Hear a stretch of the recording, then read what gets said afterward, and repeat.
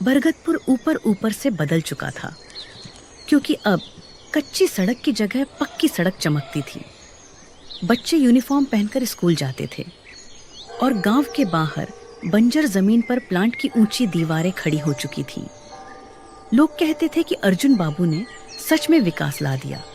लेकिन रात के सन्नाटे में जब मशीनों की हल्की आवाज गूंजती और कुछ फाइलें चुपचाप साइन होती, तो हवा में एक अनदेखा डर भी तैरता था।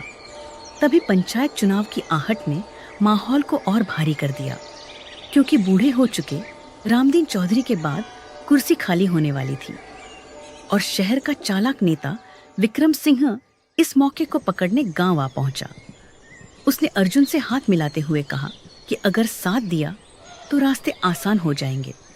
और अर्जुन, जो राजनीति से दूर रहना चाहता था, फिर भी फायदे की चमक से पूरी तरह आंख नहीं फेर पाया। उधर रिया गांव में और गहराई से जुड़ती जा रही थी।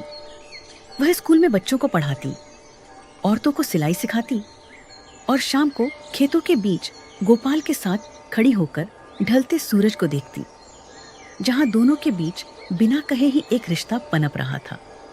लेकिन इसी दौरान विक्रम सिंह ने प्लांट के विस्तार की नई योजना बना ली, जिसमें फिर से किसानों की जमीन चाहिए थी और अफवाहों का खेल शुरू हो गया कि पानी दूषित हो रहा है, फसल कम हो रही है। लोग दो हिस्सों में बंटने लगे। कुछ कहते गोपाल सही था, कुछ अर्जुन को दोषी मानने लगे। और इसी खींचतान के बीच एक दिन प्लांट में छोटा सा केमिकल लीकेज हुआ, जिसने डर को सच्चाई का रूप दे दिया। भीड़ प्लांट के बाहर जमा हो गई, नारे गूंजने लगे।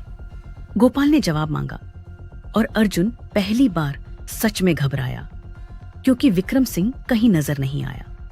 तभी रिया को कुछ ऐसे कागज मिले जिनमें सस्ती और खतरनाक मशीनों का सौदा उसी नेता की कंपनी से जुड़ा था। उसने सबके सामने सच रख दिया और अचानक गुस्से का रुख बदल गया। लोग समझ गए कि असली साजिश कहीं और थी। अर्जुन को महसूस हुआ कि उसे भी मोहरे की तरह इस्तेमाल किया गया था और आखिरकार उसने पंचायत के सामने खड़े होकर प्लांट अस्थायी रूप से बंद करने, नई सुरक्षित मशीनें लगाने और पारदर्शिता का वादा किया। चुनाव में विक्रम सिंह हार गया और गोपाल सरपंच बन गया।